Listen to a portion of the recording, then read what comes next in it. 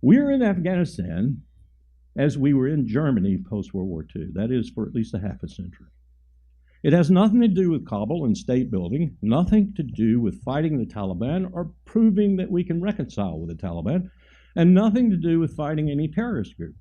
It has everything to do with three primary strategic objectives. And I really, as a military officer, as a professional, I don't necessarily object to these objectives, but I believe the American people probably ought to be told about them, and there ought to be a debate as to whether or not they want to spend their money on these objectives. First objective is to be in the place that Donald Rumsfeld discovered was the most difficult country in the world to get military power into in 2001, and take my word for it, it is.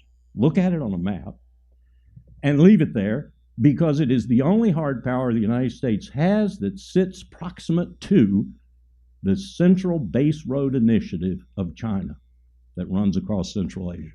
If we had to impact that with military power, we are in position to do so in Afghanistan. Second reason we're there is because we're cheek and jowl with the potentially most unstable nuclear stockpile on the face of the earth in Pakistan.